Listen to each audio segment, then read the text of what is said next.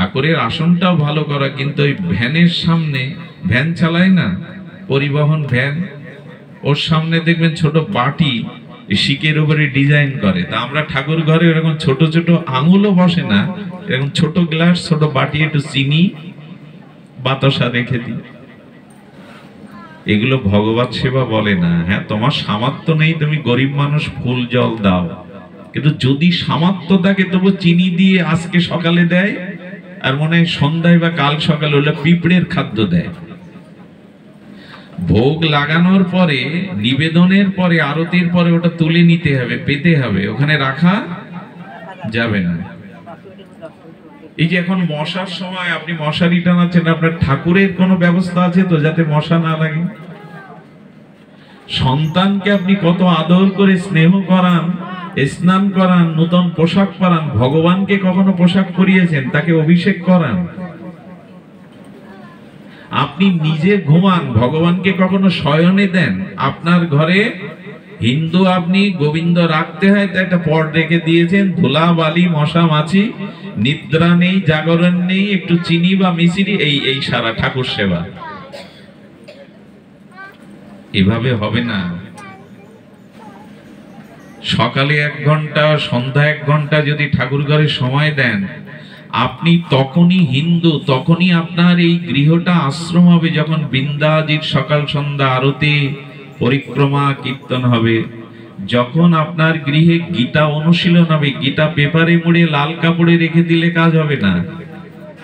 ওইটাকে আপনাকে পাঠ করতে হবে, অনুশীলন করতে হবে। যে না জানে তাকে একটা শ্লোক পাঠ করাতে হবে। যেখানে গীতার অধ্যয়ন হয়, যেখানে গীতা চর্চা হয়, ওখানে কোনো অভিশাপ আসতে পারে না। কিন্তু গীতা এখন পেপারে মোড়ানো, লাল কাপড়ে ঢাকা, আর বের করবে কবে? যেদিন ওই বাড়ির কেউ মারা যাবে, বুকের উপরে দেওয়ার জন্য বের করবে, এর আগে গীতা খুলবে না। এই হলো হিন্দুর দুর্দশা। সব পরিবারে নয়, প্রায় পরিবারে এই দশা। আপনার বাড়ি তুলসী থাকতে হবে, গীতা থাকতে হবে, গোবিন্দ থাকতে হবে, গঙ্গা থাকতে হবে, গঙ্গা জল। প্রতিদিন যদি 1 বিন্দু করে গঙ্গা বাড়ি পান করেন, আপনার ভেতর পবিত্র হবে। সদ্য পাতক নাশিনী গঙ্গা। আর গ্রাম অঞ্চলে বাস করলে একটা গাভী পুষতে হবে। এখন আর গাভী পোষা হয়েছে, এখন ওইটা বেঁচে দিয়ে কালার টিভি আনো। গরু পুষতে গেলে তো গরু হয়ে যেতে হয়। শহরে যারা বাস করেন তারা তো আর গাভী পুষতে পারবেন না, কিন্তু তারা কি করে জানেন? পহেলা বৈশাখে কোনো গোশালায় চলে যায়, গাভী মাকে প্রসাদাদি দিয়ে তাকে যত্ন করে আসে। পৃথিবীতে এমন কোনো প্রাণী নাই যার মলমূত্র জগতের কল্যাণে বেশি করে কাজে লাগে। সব থেকে কাজে লাগে গাভীর গোবর। পৃথিবীতে এত বড় পবিত্র বস্তু, দেখে অ্যান্টিসেপটিভ আছে ওতে। ডিটলের থেকে আগেকার দিনে হিন্দু মায়েরা ভোর হওয়ার আগে গোবর ছড়া কেন দিত? ওই জীবাণুগুলো নষ্ট হয়ে যেত। সন্তানরা, স্বামী যাতে উঠে পবিত্র স্থানে পা রাখতে পারে, ওখানের বাতাসটা যাতে নির্মল হয়। এখন যেটা ডেটল দেন মেঝেতে, পুরোনো দিনে মায়েরা ওটা দিত। এখন ধুনোও তো দেয় না। এই যে ধুনো, গুগগুল, এগুলো দূষণ নষ্ট করে। ঝাঁজ করতাল সন্ধ্যাবেলায় বাজালে, ভোরবেলা বাজালে, দেখুন শব্দের ধ্বনির একটা শক্তি আছে। আপনি জঙ্গলের মধ্যে গিয়ে বলবেন ওম, কি হবে জানেন? ওই ধ্বনিটা গাছের গায়ে ধাক্কা লেগে ভাইব্রেশন হয়ে আপনার কাছে ওম ওম ওম ফিরে আসবে। আসে কিনা? শক্তিটা ধাক্কা খেলো কিনা, খেয়ে আবার ফিরে এলো। তার মানে শব্দের একটা শক্তি আছে, ওই শক্তিটা গিয়ে ধাক্কা খায়। কোন বিল্ডিং এর মধ্যে গিয়ে ওম বলুন, হরে কৃষ্ণ বলুন, রিসাউন্ড আসবে, ভাইব্রেশন হয়ে রিসাউন্ডটা ফিরে আসবে আপনার দিকে। তেমন শঙ্খ বাজালে, কাসর বাজালে, করতাল বাজালে, ওই ইথার তরঙ্গ থেকে, বায়ুমণ্ডল থেকে সন্ধ্যা বা সকালে সূর্যের কিরণে বা সন্ধ্যা নেমে এলে যে জীবাণুগুলো, রোগ জীবাণুগুলো ঘরে ঢোকে, অমঙ্গল বাতাসটা ঘরে ঢোকে, ঝাঁজ করতাল বাজিয়ে হরিনাম করলে ওগুলো ভেতরে যে ওই শব্দ তরঙ্গ ওদেরকে তাড়িয়ে দেয়। এখন সন্ধ্যা দেওয়া মানে মায়েরা বুঝেছে 3টে উলোধ্বনি আর 3টে শাকে ফু দেওয়া, এরকম না। একটু করতাল, একটু ঝাঁজ। বাচ্চাটা থাকলে বাজারে নিয়ে গিয়ে বন্দুক কিনে দেন ছেলেদের, করতাল কিনে দিয়েছেন ছোট কখনো? এখন গিটার কিনে দেন, খোল কিনে দিয়েছেন কখনো? ছোট্ট একটা খোল নিলে বাচ্চাটা ওই নিয়ে কি বলবে? নিতাই গৌর বলবে, হরে কৃষ্ণ বলবে। ওইসব নাই, একটু খোল বাজুক, একটু ঘন্টা বাজুক, ঝাঁজ বাজুক। এই শব্দগুলো কি হয়? এই শব্দ তরঙ্গ গৃহ থেকে পবিত্র ভাব আনায়ন করে। এই জন্য গৃহে যদি ধর্ম অনুশীলন না হয়, ধর্মচর্চা না হয়, গীতা পাঠ না হয়, দেখুন শিব ঠাকুর ভগবত কথা বলছেন কোলে করে পার্বতীকে, সামনে পার্বতীকে রেখে রাধারানীকে কৃষ্ণ গোবিন্দ কথা শোনা, গোবিন্দ লীলা কথা শোনান। রাধারানী সখীদের নিয়ে গোবিন্দ গুণ কথা বলেন। রামচন্দ্র চিত্রকূট পর্বতে পঞ্চবটির বনে লক্ষণকে নিয়ে, সীতাকে নিয়ে সাধুসঙ্গ করছে। সীতাকে নিয়ে বনবাসে পঞ্চবটি বনে প্রভু সৎসঙ্গ করছেন। রাম সীতাকে নিয়ে হরিকথা আলাপন করছেন। শিব ঠাকুর পার্বতীকে কোলে বসিয়ে ঠাকুরের কথা গুণকীর্তন করছেন। রাধা রানী সখীদের বসিয়ে কৃষ্ণ গুণকীর্তন করছেন। আমরা স্ত্রী পুত্র নিয়ে বাড়ি বসে গীতা আলোচনা, গীতার একটা শ্লোক নিয়ে আলোচনা করি। ধর্ম শুধু স্টেজে হবে, এই 3 দিন নাম যজ্ঞ, 2 দিন লীলা কীর্তন ওখানে হবে, ঘরে কিছু হবে না। খুব দুঃখের বিষয়, যে বাড়িতে ধর্মীয় আলোচনা হয় না, গীতা নিয়ে শাস্ত্র নিয়ে পর্যালোচনা হয় না, ওখানে অন্ধকার যাবে না। যেমন সব লাইট অফ করে দিন, এখানে গাঢ় অন্ধকার আনো। এনে আমি গাঢ় অন্ধকারের মধ্যে গীতা হাতে নিয়ে বলছি, বলুন তো আমার হাতে কি? বলতে পারবেন? এখানে কোনো আলো না থাকলে। আলোটা নিভিয়ে দেওয়ার পরে গীতাটা আমি শ্রীহস্তে নিলাম, এবার অন্ধকারেই বলছি, আপনারা বলুন আমার হাতে কি? বলতে পারবেন? কেন অনেক কাছে আছেন তো, বলতে পারছেন না কেন? আলো নেই বলে। ঠিক বলেছেন, আলো না থাকলে আমার হাতের বস্তু, আপনিও এখানে বসে। তার মানে ভেতরে যদি জ্ঞানের আলো না থাকে, আমাদের ভিতরে যদি শাস্ত্র জ্ঞানের জ্ঞান না থাকে, তাহলে আমরাও কোনো বস্তু চিনতে বা বুঝতে পারবো না। মানুষের জীবনে সর্বশ্রেষ্ঠ বিষয়টা হলো তত্ত্বকে জানা, জিজ্ঞাসা করা। গীতা সৃষ্টি হলো জিজ্ঞাসার দ্বারা, ভাগবত আলোচনা হলো, ভাগবত সৃষ্টি হলো জিজ্ঞাসা দ্বারা, উপনিষদ সৃষ্টি হলো জিজ্ঞাসার দ্বারা। এখন আমাদের মধ্যে জিজ্ঞাসাই নেই। ধর্মকে জানা, সংসারকে জানা, সুসন্তান কিভাবে আসবে, নিজে কিভাবে উদ্ধার হব, আমার প্রকৃত কল্যাণ কিসে হবে, কার সঙ্গ করতে হবে, কার সঙ্গ ত্যাগ করতে হবে, এইসব জানার বিষয়গুলো প্রশ্ন নাই। আর সব থেকে বড় কথা, তত্ত্ব এবং বস্তু ধর্ম না জানতে, জিজ্ঞাসা ছাড়া জানা যায় না। তত্ত্ব এবং বস্তু, এই জ্ঞান জিজ্ঞাসা দ্বারা কোনোদিনই হবে না। এখন মানুষের মনে জিজ্ঞাসাই নেই। দোকান থেকে, অফিস থেকে এসে বাড়ি যদি বউ ছেলে মেয়ে নিয়ে একটু বসি, তা সে সঙ্গীত চর্চা করুন, ঈশ্বরের ভজন করুন, একটা গীতার শ্লোক নিয়ে আলোচনা করুন, ওইখানেই স্বর্গে এসে দাঁড়াবে, ওইখানেই পবিত্র আত্মা এসে দাঁড়াবে, ওইখানেই পরম মঙ্গল এসে দাঁড়াবে। এখন ধর্ম আলোচনা পড়ে মরু, শতকরা প্রায় 50% ঘরে গিয়ে দেখেন শাশুড়ি বৌমার আলাপ নাই। ধর্ম আলোচনা রাখুন শিখে, এমনি আলাপ নাই তাদের মধ্যে। কোন বাড়ি গিয়ে বলি, মা তো বলে 2 বছর তার সাথে আমার কোনো কথাবার্তা, ভাই ভাইয়ের মুখ দেখে না, প্রতিবেশীর সাথে দেয়াল তুলে দিয়েছে, ঝগড়াঝাটি। তো ধর্ম আলোচনা কি? এমনিই তো কথা বন্ধ হয়ে গেছে, তো ধর্ম আলোচনা কি করবে? এই হলো দুর্দশা। পরিবার এমনি আশ্রম হয় না, গৃহ এমনি আশ্রম হয় না। স্বর্গের থেকে গৃহে শান্তি থাকে, স্বর্গের থেকে সুখ থাকে গৃহে, গৃহ যদি আদর্শবান হয়। ভগবানও তো কারো গৃহে এসেছেন, মায়ের কোল আশ্রয় করে এসেছেন। ভগবান কি মাটি ফুঁড়ে এলেন? কৌশল্যানন্দন রামচন্দ্র, দেবকী নন্দন যশোদানন্দন কৃষ্ণ, শচীনন্দন গৌর হরি, এরা তো মা বাবাকে আশ্রয় করে কোনো গৃহেই এসেছেন ভগবান। এখন গৃহটা এখন অশান্তি কেন? ধর্ম আলোচনা রেখে দিন। নিজেদের মধ্যে কথাও বন্ধ। কথা যদি না বলে, একে অপরের মধ্যে ভাব বিনিময় হয়, কথার দ্বারা একটা মানুষের সাথে মানুষের ভাবের বিনিময় হয়, কথার দ্বারা একটা মানুষের ভাব আর একটা মানুষের মধ্যে প্রকাশ হয়। কথা বললে তার প্রতি আসক্তি জন্মায়। দেখবেন যার প্রতি খুব বেশি কথা বলবেন তার প্রতি একটা আসক্তি জন্মাবে। তো সংসারে পরিবারে কেউ কারোর সাথে এখন ভালো করে কথা বলারই সময় নেই। আসক্তি হবে কি করে, মিল হবে কি? আর সেখানে ধর্ম আলোচনা তো স্বপ্ন দেখার মতো। প্রহ্লাদ মহারাজ তাদের ইতিহাস খোঁজ করে দেখুন। গৌড়ীয় যত মহামানব ভক্তগণ এসেছে তাদের পরিবার পিতামাতার খোঁজ করে দেখুন। এই জীবাদম আপনাদের সামনে গীতার কথা বলছে।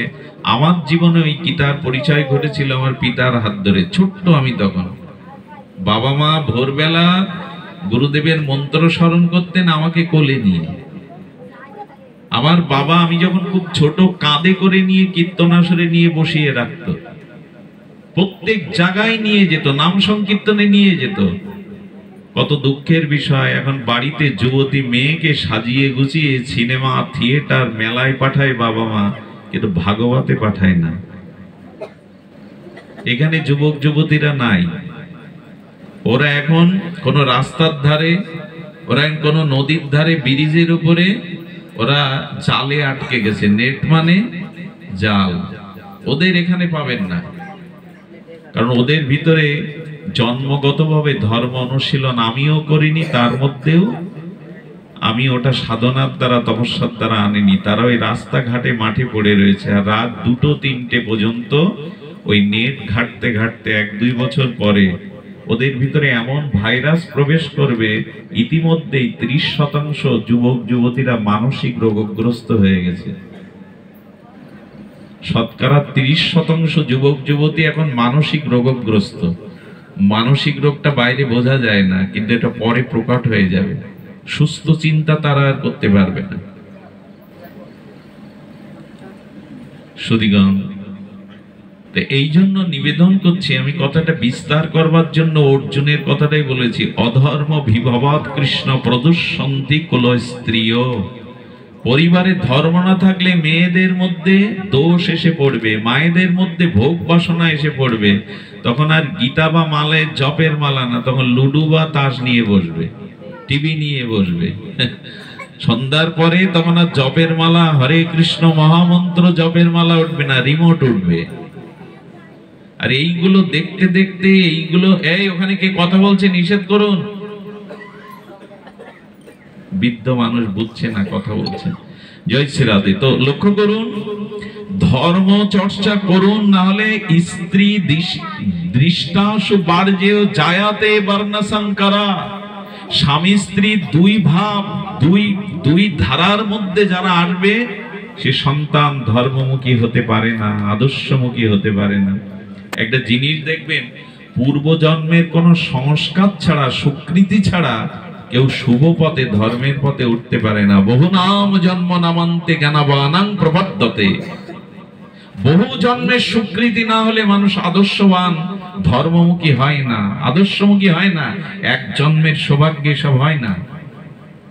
এই জন্য সংস্কার দরকার। আমি গত কোথায় পাঠে বলেছিলাম, মানুষ বাড়ি সংস্কার করে না, বছর শেষে রং টানে। কি করে? ওটাকে কি বলে? সংস্কার বলে। তো প্লাস্টারটা সংস্কার করে, রং সংস্কার করে। মানুষ নিজের জামা কাপড়ও সংস্কার করে, কাচিয়ে আনে, শালটা কাচাতে হবে। রাস্তা সংস্কার করে, সব সংস্কার করে, কিন্তু মানুষ নিজে সংস্কার কিভাবে হবে, এ সংস্কারের গায়ে হাত নেই। করি আমরা সংস্কার করি নিজেকে? সাবান সোডা দিয়ে তো কাপড় সংস্কার করেন, রং টেনে বছর অন্তর তো বাড়ি সংস্কার করেন, রাস্তা ভেঙে গেলে রাস্তা সংস্কার করেন। কিন্তু এই মানব জীবনটা, আমি যে মানুষ, আমি যে একটা মানুষ, আমার সংস্কার দরকার। কারণ আমার মধ্যে অনেক অসৎ ভাবনা, কামনা, বাসনা আছে, এগুলো সংস্কার করা দরকার। কই সে সংস্কার?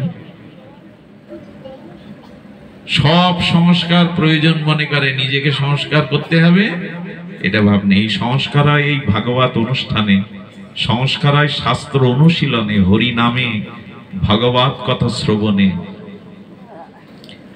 এখন দেখবেন কারো মধ্যে কোনো অসৎ বুদ্ধি অসৎ চিন্তা আসবে না, কারো মাথায় কোনো কুচিন্তা সংসারের ভার বোঝা এখন কাজ করবে না, কারণ আপনি সংস্কার হচ্ছেন। এখন হরি কথা সাধু সঙ্গে মানুষ সংস্কার হয়, এখন সেই সংস্কারটা আমাদের মধ্যে যাচ্ছে, এই জন্য এখন মানসিক শান্তিটা আছে। এখন অসৎ চিন্তায় পরিবেশের মধ্যে এখন কেউ করবে না। একজনের বাড়ি বীণা ছিল, কি ছিল? বীণা। বীণার ঝংকার তো সবাইকে মোহিত করে, কিন্তু যে বীণা বাজাতো, বীণার রাগ রাগিনী আলাপ করতে পারতো, সে মারা যাওয়ার পরে বীণাটা পড়ে রয়েছে। বাড়ির বাচ্চারা গিয়ে তারে টান দেয়, দিলে একটা তার কেটে গেছে। আর ওই বাচ্চারা যখন তারে টান দেয়, গুরুজনরা কথা বলতে থাকে, ওই তার ঢং করে বেজে উঠলে ওদের লাগে খারাপ, কথা বলছিল। আচ্ছা, রাত্রেও বীণা বাজায়, ইঁদুর গিয়ে পড়ে, বিড়াল গিয়ে তার টান দেয়, গৃহকর্তাদের ঘুমের ডিস্টার্ব হয়। সকালবেলা উঠে ওই পুরাতন বীণাটা গাছতলায় আবর্জনা টোনা ফেলে ওখানে রেখে চলে আসছে। ওইখানে দূরে দাঁড়িয়েছিল এক বীণা বাদক এবং সঙ্গীতজ্ঞ সাধক। ও এসে তাড়াতাড়ি বীণার তারটা বেঁধে নিয়ে ও সুর আলাপ করতে শুরু করেছে। ও তখন বাড়ি পর্যন্ত আসেনি। এত সুন্দর বীণা বাদনের দ্বারা সুর আলাপ করে কে? এসে দেখে গাছতলায় যে বীণাটা, তার কাটা বীণাটাও রেখে গিয়েছিল, ওই বীণাটাকে তার বেঁধে ও সুর আলাপ করছে মধুর সুরে। ও দাঁড়িয়ে দেখছে। একথা বলার অর্থ কি? বীণাটা তো ওর বাড়িতেই ছিল, কিন্তু সংস্কার করে বাজানোর দক্ষতা ক্ষমতা চেষ্টা ওর ছিল না। একই বীণা যিনি সংস্কার করে বাজাচ্ছেন, তার সুরালাপে মধুর পরিবেশ তৈরি হয়ে যাচ্ছে, সুরালাপে মোহিত হচ্ছে। এই জীবনটাও বীণার মতো, কি সংস্কার করুন, অনেক তার কেটে গেছে। এই জীবনটাকে সংস্কার করুন, খাও দাও ফুর্তি করো, এরকম করার জন্য মনুষ্য জীবন না। নিজেকে উদ্ধার করার জন্য, নিজের ভিতরে সৎ গুণাবলীর জন্য আপনাকে আমাকে সংস্কার হতে হবে। আর এটা শ্রী গুরু চরণ আশ্রয় না করলে, সাধু সঙ্গ না করলে, হরি কথা হরি নাম জীবনে গ্রহণ না করলে, কোটি জন্ম ব্যাপীও সংস্কার হবে না। মানুষ কখন সংস্কার হয়? সব বুঝি, সব থালা বাসনটাও প্রতিদিন সংস্কার করতে হয়, মাছ দেয়, এটা বুঝি। আমার হৃদয়ে যে ময়লা জমে গেছে কাম কামনা বাসনার, ওটা সংস্কারের চিন্তা নেই। একে বলে দুর্বুদ্ধি, একে বলে পতন বুদ্ধি। এখন শুরু হয়েছে তাই। আরে বাবা, এত টাকা, এত লেখাপড়া, এত ভৌতিক উন্নতি, এত বিদ্যুৎ, এত কিছু, তো শান্তি নেই কেন? শান্তি নাই। শান্তি নাই কারণ আমাদের জীবনে সংস্কার নাই। এই সংস্কারের কথা বলতে গিয়ে আমি অনেকটা সময় ব্যয় করে দিলাম। বললেন, স্ত্রীষু দ্রষ্টাসু বার্জেয় জায়াতে বর্ণ সংকরা। এই বর্ণ সংকরের দ্বারা যদি সংসারে অসৎ সন্তান এসে পড়ে, চরিত্রবান ব্রহ্মচর্য পরায়ণ সুসন্তান না হয়, তবে কি হয়? সংকর নরকা ঐব কুল ঘ্যানং কুলস্য চ। গোবিন্দ বলেছেন, যে কুলে একজন অধার্মিক অচরিত্রবান সন্তান জন্ম নেয়, সেই 21 কুলকে নরকে ডুবায়। খুব চিন্তার কথা, কিন্তু পূর্বপুরুষ 21 কুলকে নরকে ডোবায়। এবং আপনি খুব ভাববেন না যে আমি যেসব সন্তান রেখে যাচ্ছি ওরা শ্রাদ্ধ করবে, গয়ায় পিণ্ড দেবে, তর্পণ করে আমাকে উদ্ধার করবে, অত সোজা না। এই সব সন্তানের দ্বারা অর্জুন কি বলছেন? পতন্তি পিতর অসাং। এরকম অসৎ সন্তান যদি বংশে আসে, তাহলে কি বলছেন? পতন্তি পিতর, পূর্বপুরুষদের পতন ঘটিয়ে দেবে।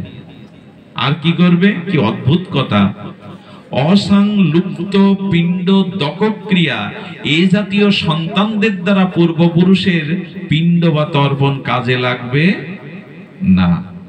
সব সন্তানের হাতে তর্পণ শ্রাদ্ধ করলেই যদি বাবা মা উদ্ধার হতো পূর্বপুরুষ, কেউ আর নরকগামী হতো না।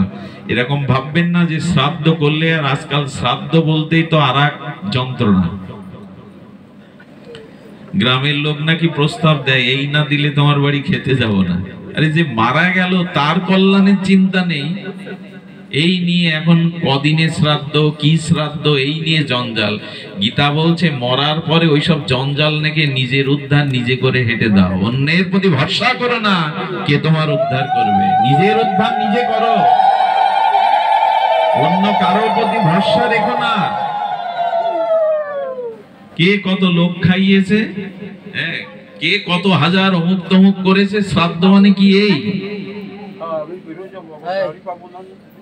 শ্রদ্ধা না থাকলে, সচ্চরিত্রবান না হলে উদ্ধার কিন্তু তারা করতে পারবে না। এই জন্য অর্জুন বলছেন, প্রভু অধর্ম যদি জীবনে প্রবেশ করে, অধর্মের দ্বারা কুলস্ত্রী ও দুষ্ট হয়ে যাবে, আর অধার্মিক সন্তানগণ বর্ণ সংকারের দ্বারা সংসারে আসবে, তাতে পূর্বপুরুষের উদ্ধার, শ্রাদ্ধ তর্পণ, পিণ্ডোদ্যোগ ক্রিয়া হবে না, তাতে পতনই নেমে আসবে। এখন তো সেটাই আমরা দেখছি চারিদিকে। এই জন্য আসুন, গৃহটা যদি সুন্দর না হয়, গৃহে যদি ধর্ম অনুশীলন না হয়, আপনি ওই 2-4 ঘন্টা যজ্ঞের আসলে গিয়ে ভালো লাগবে, কিন্তু না, গৃহে কিছু আনতে পারবেন না। মহাপ্রভু বললেন, ছাড়ি অনাচার করো কৃষ্ণের সংসার, সংসারে অনাচার ছেড়ে দাও। মহাপ্রভু বলেছিলেন, তুমি যদি গৃহী হও তো তোমার প্রথম কর্তব্য শ্রীকৃষ্ণ অর্চন, ভগবানের সুন্দর করে বিগ্রহ রাখো, 2 টাকা গুছিয়ে তার সিংহাসনটা সুন্দর করো, তার একটি বিগ্রহ আনো, সেটা প্রাণ প্রতিষ্ঠা করো, নিত্য তাকে সেবা পূজা করো। দেখুন, যারা ভোরবেলা উঠে মঙ্গল আরতি দেয়, সেখানে অমঙ্গল ঢুকবে কি করে? যারা সন্ধ্যাবেলায় ভগবানের দিব্য আরতি কীর্তন করে, সেই গৃহে অবশ্যই কল্যাণ বয়ে আসবে। তো আমি আপনাদের কাছে নিবেদন করব, শুরু করেছিলাম, আগে কাপড়টা ধুতে হবে, ধোয়ার পরে তবে রং লাগাতে হবে। তেমন ধর্মের দ্বারা আগে হৃদয়টা পরিষ্কার করতে হবে, তারপরে ওখানে ভক্তির উদয় হবে। ভক্তি কি করে আসবে? বলে, যিনি বৈদিক শাস্ত্রীয় রীতিনীতি মেনে চলেন, সেই তৎজাতীয় ব্রাহ্মণ বৈষ্ণব সাধুদের সঙ্গ করতে হবে। ধর্ম আপনার জীবনে ততদিন আসবে না যতদিন কোন বেদ ও শাস্ত্র বিহিত কর্মকৃত কোন শুদ্ধ সদাচার সম্পন্ন ব্রাহ্মণ বৈষ্ণব এদের সঙ্গ না করবেন। যিনি শাস্ত্র নিজে আচরণ করেন, বৈদিক আচরণকৃত ব্যক্তি, তিনি ব্রাহ্মণ বৈষ্ণব, তার সঙ্গ করতে হবে। আচ্ছা, রোগীর পাশে গেলে বারবার আমার কি হবে? ওই রোগ আমার ভিতরে সংক্রামিত হবে। তেমন যিনি সৎ শাস্ত্র ধর্ম অনুশীলন করেন, তার পাশে গেলে তার ভাবটা আমার মধ্যে। এই জন্য প্রথমে দরকার সাধু সঙ্গ। বোঝা গেল? প্রথমে দরকার, এটাই তো এখন হয়ে ওঠে না। তো যদি বলেন, বাবা সব দিন তো আমরা সাধু পাবো না, সব দিন সঙ্গ করতে পারবো না, তখন বলছেন সাধু সঙ্গ যদি প্র্যাকটিক্যাল এভাবে সৌভাগ্যে না হয়, তবে গ্রন্থের থেকে বড় সাধু আর কিছু নেই। গ্রন্থ সঙ্গ করো, একটু গ্রন্থ পাঠ করো। কিরকম দুর্দশা জানেন? অনেক বাড়িতে আলমারি ভর্তি গ্রন্থ রাখা রয়েছে, বেদ, পুরাণ, উপনিষদ। ওর ওই তত্ত্ব, ওর ওই রস কারা পান করে জানেন? তেলাপোকা আর ইঁদুর। ওগুলো রাখা রয়েছে, অথচ উনি নিজে গ্রন্থগুলো রাখা কেন বলুন তো? রাখা কেন? লোক এসে দেখুক আমি সাহিত্য প্রেমী, আমি গ্রন্থ প্রেমী, আমার বাড়িতে সাহিত্য চর্চা, গ্রন্থ চর্চা হয়, আলমারি ভর্তি করে রেখে দিয়েছে। এক আলমারির মধ্যে দেখি 25-30টা চায়ের কাপ সাজানো প্লেট দিয়ে। বলে, মা তোমরা চা খাও? বললো, না। সাজানো কেন? এটা দেখাবে ভালো বলে। কি দুর্দশা! এখন অপ্রিয় জিনিস লোকের কাছে ঘর সুন্দর হতে হয়। রোগ থাকলে, শোক থাকলে, যন্ত্রণা থাকলে ওইসব সাজিয়ে সুখ পাওয়া যায়? আলমারি সাজাবে, ভগবানকে সাজাবে না। গ্রন্থ কিনে ঘরে রাখবে, অথচ তার বাণী অনুশীলন করবে না। তো সাধু সঙ্গ নাই তো গ্রন্থ সঙ্গ করুন। আমাদের বিষ্ণু ডাক্তার মহাশয়কে দেখেছি, সজ্জন ব্যক্তি, যখনই ধনঞ্জয়ের কাছ থেকে একটা গ্রন্থের পরে গ্রন্থ কিনে নিয়ে যান। ওনার নামটাই কেন বলছি, ওনার গ্রন্থ কেনার একটা নেশা আছে। কোন কোন মানুষ এরকম আছে, গ্রন্থটা একটা পৃষ্ঠা করে দেখুন, একটা শ্লোক এক এক দিন দেখুন, এতে সৎসঙ্গ হয়ে যাবে। কারণ গ্রন্থ এগুলো বই না, এগুলো পেজে ছাপানো কোনো সাধারণ অক্ষর না, এগুলি ভগবান অক্ষর ব্রহ্মরূপে গীতা ভাগবতের মধ্যে এসে অবস্থান করছেন। এই যদি প্রতিদিন সাধু সঙ্গ না পান, নামের সঙ্গ করুন, হরি নামের সঙ্গ, গ্রন্থের সঙ্গ করুন, একটা তো কিছু করুন। আমি আজকে দুপুরেই কথাটি বলছিলাম, আচ্ছা মানুষের খাদ্যের সাথে ক্ষুধার কি সম্পর্ক? খাদ্যের সাথে ক্ষুধার কি সম্পর্ক?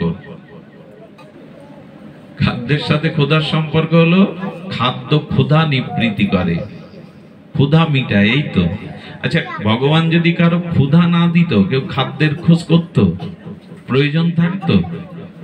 তার মানে খাদ্যের সাথে ক্ষুধার একটা সম্বন্ধ আছে, আছে কিনা বাবা? আচ্ছা, এই সম্বন্ধ কি কেউ জোর করে করিয়ে দিয়েছে ঘাট ধরে, বা কেউ উপদেশ দিয়ে? ক্ষুধার সাথে খাদ্যের সম্পর্কটা কেউ জোর করে দিয়েছে আমাদের? ওটা স্বাভাবিক, স্বাভাবিক কিনা? তো সুধীমণ্ডলী, ক্ষুধা যেমন খাদ্যের দ্বারা নিবৃত্তি হয়, আর দেখবেন আপনি এক গ্রাস অন্ন মুখে তুলবেন, 3টে কাজ একই সাথে হবে। কি হবে? ওই এক গ্রাস খাদ্যে ক্ষুধাটা কিছুটা নিবৃত্তি হবে। দ্বিতীয়, ওই খাদ্য মুখে তুলে প্রিয় খাদ্য খেতে গেলে একটা তুষ্টি আসে, অর্থাৎ সন্তুষ্টি আসে। প্রিয় খাদ্য আমি গ্রহণ করছি, সন্তুষ্টি আছে। আর ওগুলো ভেতে গেলে রক্ত মাংসে অস্থির দ্বারা কিছুটা পুষ্টি হয়। তাহলে কি হলো? এক গ্রাস মুখে অন্ন বা খাদ্য তুলে দিলে তুষ্টি, পুষ্টি, ক্ষুধা নিবৃত্তি হলো। এখন যদি বলি দেহের ক্ষুধার সাথে আমাদের মধ্যে আর একটা ক্ষুধা আছে, সেটা হলো আত্মার ক্ষুধা। এখন কি আপনারা দেহের ক্ষুধা মিটাচ্ছেন? এখন এখানে কিসের ক্ষুধার খাদ্য পাচ্ছি আমরা? মন বা আত্মার। এখানে তো বাইরের খাদ্য এখন খাচ্ছি না। যেমন আত্মারও একটা ক্ষুধা আছে। দেহের খাদ্য না দিলে যেমন মানুষ দুর্বল হয়ে পড়ে, ইন্দ্রিয়গুলো শিথিল হয়ে যায়, তারা চলা দেখবার ক্ষমতা থাকে না, এমন আত্মারও একটা খাদ্য আছে। ওটা কত জন্ম মানুষ দেয়নি, না দিতে দিতে আত্মা অপ্রসন্ন হয়ে গেছে। আত্মার মধ্যে সুপ্রসন্নতা নাই, কারণ আত্মার খাদ্যই তো দেননি। সেই আত্মার খাদ্যই হলো হরি কথা, হরি নাম, ভগবানের দিব্য নামাদি, হরি কথাদি হলো আত্মার খাদ্য। এখন মাটিতে বসেছেন, মশার কামড়ে বসেছেন, অথচ এখন ক্ষুধা তৃষ্ণা বাড়ির কথা মনে নেই, কারণ আত্মা এখন প্রসন্ন হচ্ছে হরি কথার দ্বারা। সেই আত্মার ক্ষুধা দেই তো। আচ্ছা, বাইরের ক্ষুধার সাথে খাদ্যের কেউ প্রেরণা দেয় না, উপদেশ দেয় না, কিন্তু 3 বেলা তো আমরা কোনো নাম খাদ্য খাই। আর এত সাধুরা বলছে, এত গীতা বলছে আত্মার খাদ্য হরি নাম, আত্মার খাদ্য হরি কথা, এত প্রেরণা দিয়েও কেন ওই খাদ্য নিচ্ছেন না? তার মানে আমরা আদৌ আমাদের ভিতরে ওই বোধ, জ্ঞান, চেতনা এখনো জাগেনি যে দেহের ক্ষুধার সাথে খাদ্যের একটা সম্পর্ক আছে, তেমন আমার মনের ক্ষুধার সাথে, আমার আত্মার ক্ষুধার সাথে হরি নাম হরি কথারও একটা সম্পর্ক আছে। সেটা নেই কই। সুধীজন, এই জন্য নিবেদন করব যে ক্ষুধার সাথে খাদ্যের, আচ্ছা রোগের সাথে ওষুধের কি সম্পর্ক? রোগের সাথে ওষুধের কি সম্পর্ক? রোগ নিরাময় হয় বলেই তো ওষুধ। মানুষ জমি বেচে, ঘর বেচে ওষুধ কেনে যাতে রোগ নিরাময় হয়। এখন বাইরের এই ওষুধ তো তুমি ওষুধের সাথে রোগীর সম্পর্ক, ঔষধ আর রোগী, এ দুটো সম্পর্ক। তেমন আমাদের ভিতরেও রোগ আছে। এই রোগ ভবরোগ। কি নাম বললাম? ভবরোগ কাকে বলে? এই যে বারবার মার গর্ভে জন্মানো, বারবার মৃত্যুবরণ করা, কতবার এই জগতে জন্মাচ্ছি, মরছি, কর্মফল ভোগ করছি, মৃত্যু, শোক, জরা ব্যাধি ভোগ করছি, এই বারবার জগতে আসা যাওয়ার নামই হলো ভবরোগ। এই রোগের ওষুধের সাথে যুক্ত হবেন না, সে বেলায় কারণ আমাদের সাড়াই নেই। এই ভবরোগ দূর হয় শ্রীগুরু চরণাশ্রয় করলে, সাধুগুরু বৈষ্ণবের মহৎ কৃপা নিলে, আর তাদের কৃপা নিয়ে ভগবানের ভজন সাধনের দ্বারা এই হরিনাম ঔষধ, এটা মৃত সঞ্জীবনী, মৃতকেও বাঁচাতে পারে। একথা বেশ কিছুদিন মহাপ্রভুর লীলাতেও আমরা দেখেছি, কত মৃত হরিনামের দ্বারা জীবন পেয়েছে, পাষাণ মানবী হয়ে গেছে হরিনামের দ্বারা। তো হরিনাম, হরি কথার ওষুধ। ভবরোগ সারাবার জন্য যে সম্পর্ক করতে হবে, কথার সাথে এখন আপনাদের সম্পর্ক করতে কেন এসেছেন এই ঔষধ যেমন রোগীকে সুস্থ করে দেয়, তেমনি আমাদের জীবনে এই ভবরোগ নিরাময় হতে পারে ভবরোগের মহৌষধি হরিকথা, হরিনাম গ্রহণ করলে।